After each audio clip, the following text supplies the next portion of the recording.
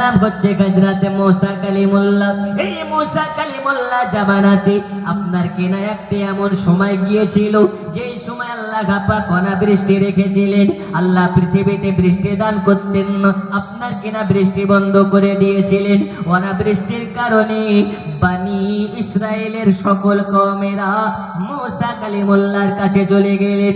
যাওয়ার পরে বলে, আল্লাহর পয়গম্বর মুসা কালিমুল্লাহ, আল্লাহ তাআলা অনাবৃষ্টি করেছেন, আল্লাহ তাআলা বৃষ্টি দান করছেন না। আজ আমরা বনি ইসরায়েলের কওমের সবাই মিলে আপনার কাছে এসেছি, আপনি সহ আমরা সবাই মিলে আল্লাহর কাছে দুই হাত তুলে রোনাজারি করব, আল্লাহর কাছে কান্নাকাটি করব, আল্লাহ তাআলা যদি আপনার ওয়াসিলাতে বৃষ্টি দান করে। এবার মুসা কালিমুল্লাহ সকল উম্মতকে নিয়ে আল্লাহর কাছে দুই হাত তুলে দোয়া করেন, আল্লাহর কাছে দোয়া করতেছেন, আল্লাহ আর অনাবৃষ্টি সইতে পারি না।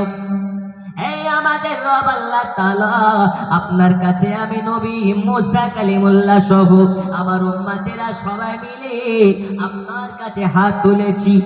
আজ এই হাতকে ফিরিয়ে দিবেন না, বৃষ্টি দিন, বৃষ্টি দিন।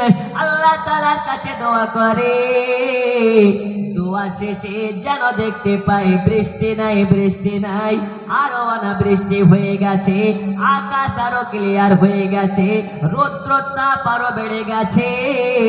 তখন সবাই মিলে মুসা কালিমুল্লাহকে বলে, ওগো আল্লাহর পয়গম্বর, আর আপনার কিনা আরো তো মেঘ ক্লিয়ার হয়ে গেল, আকাশ পরিষ্কার হয়ে গেল, বৃষ্টি হলো না, আরো রোদের তাপ বেড়ে গেল।